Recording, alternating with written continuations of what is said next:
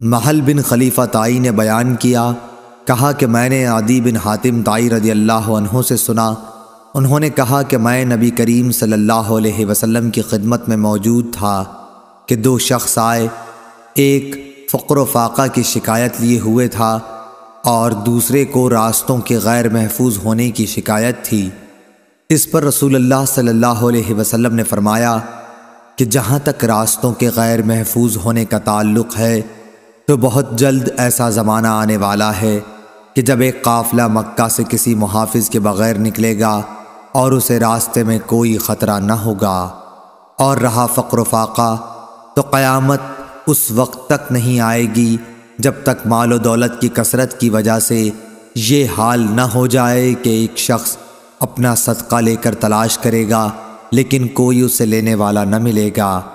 پھر اللہ تعالیٰ کے سامنے ایک شخص اس طرح کھڑا ہوگا کہ اس کے اور اللہ تعالیٰ کے درمیان کوئی پردہ نہ ہوگا اور نہ ترجمانی کے لیے کوئی ترجمان ہوگا۔ پھر اللہ تعالیٰ اس سے پوچھے گا کہ کیا میں نے تجھے دنیا میں مال نہیں دیا تھا؟ وہ کہے گا کہ ہاں دیا تھا۔ پھر اللہ تعالیٰ پوچھے گا کہ کیا میں نے تیرے پاس پیغمبر نہیں بھیجا تھا؟ وہ کہے گا کہ ہاں بھیجا تھا۔ پھر وہ شخص اپنے دائیں طرف دیکھے گا تو آگ کے سوا اور کچھ نظر نہیں آئے گا، پھر بائیں طرف دیکھے گا اور ادھر بھی آگ ہی آگ ہوگی۔ بس تمہیں جہنم سے ڈرنا چاہیے، خواہ ایک کھجور کے ٹکڑے ہی کا صدقہ کر کے اس سے اپنا بچاؤ کر سکو، اگر یہ بھی میسر نہ آ سکے تو اچھی بات ہی منہ سے نکالے۔ صحیح بخاری حدیث نمبر 1413۔ ابو اسامہ حماد بن اسامہ نے بیان کیا، انہوں نے کہا کہ ہم سے برید بن عبداللہ نے، ان سے ابو بردہ نے اور ان سے ابو موسیٰ اشعری رضی اللہ عنہ نے کہ نبی کریم صلی اللہ علیہ وسلم نے فرمایا کہ لوگوں پر ضرور ایک ایسا زمانہ ایسا آ جائے گا کہ ایک شخص سونے کا صدقہ لے کر نکلے گا لیکن کوئی اسے لینے والا نہیں ملے گا، اور یہ بھی ہوگا کہ ایک مرد کی پناہ میں 40 عورتیں ہو جائیں گی، کیونکہ مردوں کی کمی ہو جائے گی اور عورتوں کی زیادتی ہوگی۔ صحیح بخاری حدیث نمبر 1414۔ شعبہ بن حجاج نے بیان کیا، ان سے سلیمان اعمش نے، ان سے ابو وائل نے اور ان سے ابو مسعود انصاری رضی اللہ عنہ نے فرمایا کہ جب آیت صدقہ نازل ہوئی تو ہم بوجھ ڈھونے کا کام کیا کرتے تھے تاکہ اس طرح جو مزدوری ملے اسے صدقہ کر دیا جائے۔ اسی زمانے میں ایک شخص عبد الرحمن بن عوف آیا اور اس نے صدقے کے طور پر کافی چیزیں پیش کیں۔ اس پر لوگوں نے کہنا شروع کیا کہ یہ آدمی ریاکار ہے۔ پھر ایک شخص ابو عقیل نامی آیا اور اس نے صرف 1 صاع کا صدقہ کیا۔ اس کے بارے میں لوگوں نے یہ کہہ دیا کہ اللہ تعالیٰ کو 1 صاع صدقے کی کیا حاجت ہے؟ اس پر یہ آیت نازل ہوئی، وہ لوگ جو مومنوں پر عیب لگاتے ہیں، جو صدقہ زیادہ دیتے ہیں، اور ان پر بھی جو محنت سے کما کر لاتے ہیں اور کم صدقہ کرتے ہیں، آخر تک۔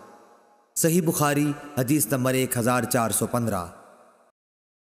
سعید بن یحییٰ نے بیان کیا، کہا مجھ سے میرے والد نے بیان کیا، کہا کہ ہم سے اعمش نے بیان کیا، ان سے شفیق نے اور ان سے ابو مسعود انصاری رضی اللہ عنہ نے کہا کہ رسول اللہ صلی اللہ علیہ وسلم نے جب ہمیں صدقہ کرنے کا حکم دیا تو ہم میں سے بہت سے بازار جا کر بوجھ اٹھانے کی مزدوری کرتے اور اس طرح ایک مد غلہ یا کھجور وغیرہ حاصل کرتے جسے صدقہ کر دیتے، لیکن آج ہم میں سے بہت سوں کے پاس لاکھ صدقے میں لاکھ درہم یا دینار موجود ہیں۔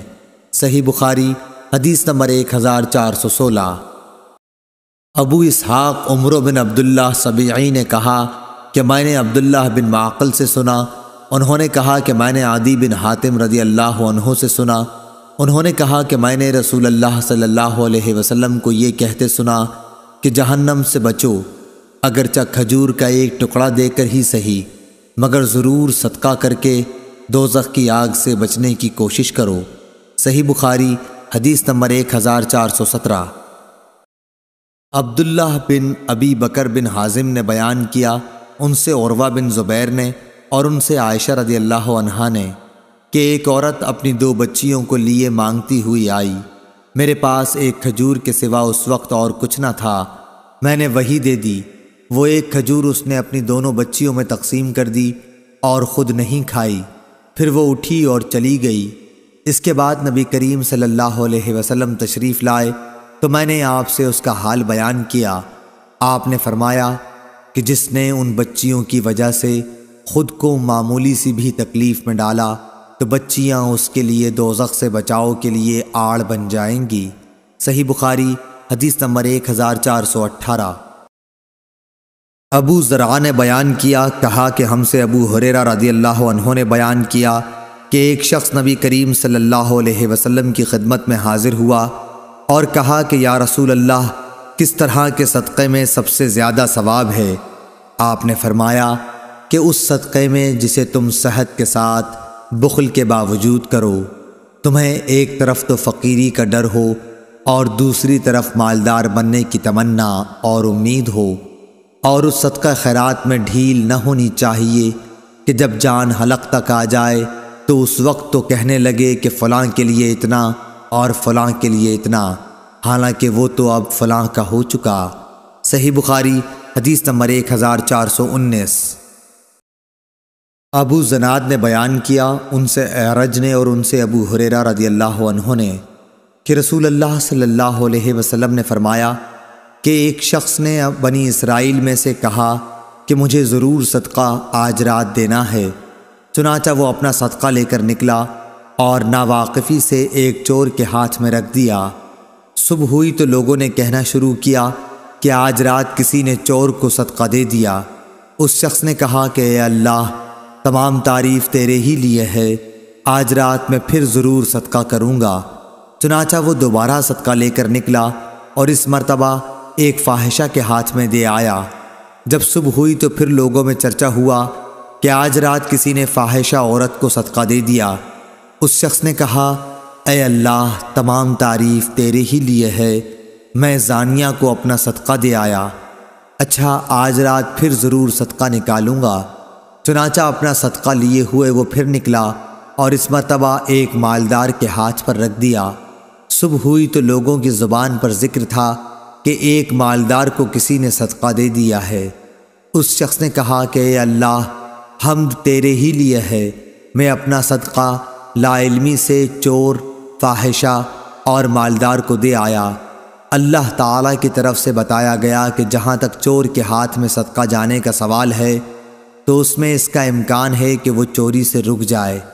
اسی طرح فاحشہ کو صدقے کا مال مل جانے پر اس کا امکان ہے کہ وہ زنا سے رک جائے، اور مالدار کے ہاتھ میں پڑ جانے کا یہ فائدہ ہے کہ اسے عبرت ہو، اور پھر جو اللہ عز و جل نے اسے دیا ہے وہ خرچ کرے۔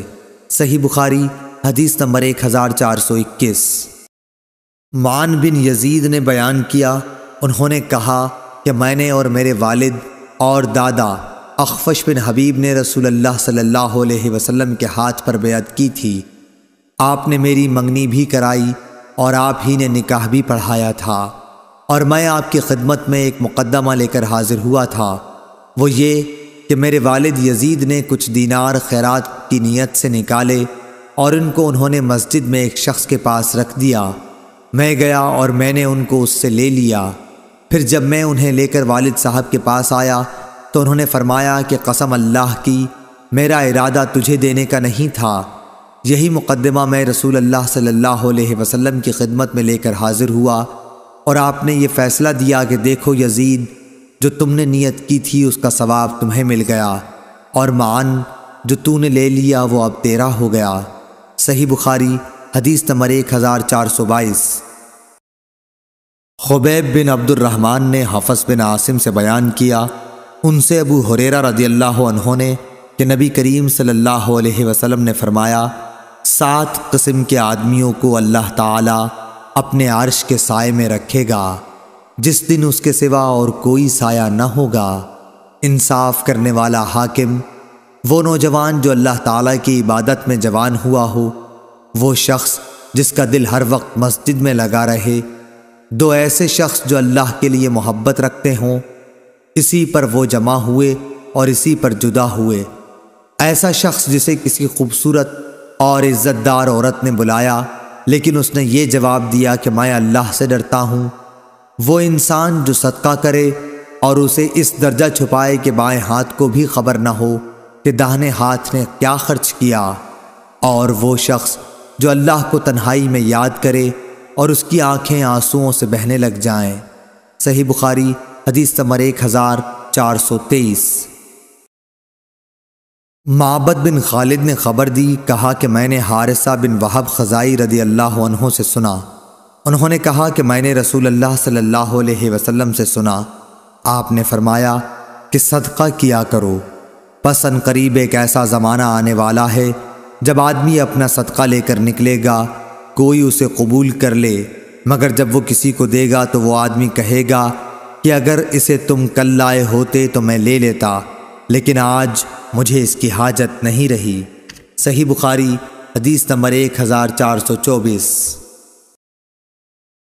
عبداللہ بن مبارک نے خبر دی، انہیں یونس نے، انہیں زہری نے، انہوں نے کہا مجھے سعید بن مسیب نے خبر دی، انہوں نے ابو ہریرہ رضی اللہ عنہ سے سنا کہ نبی کریم صلی اللہ علیہ وسلم نے فرمایا، بہترین خیرات وہ ہے جس کے دینے کے بعد آدمی مالدار رہے، پھر صدقہ پہلے انہیں دو جو تمہارے زیر پرورش ہیں۔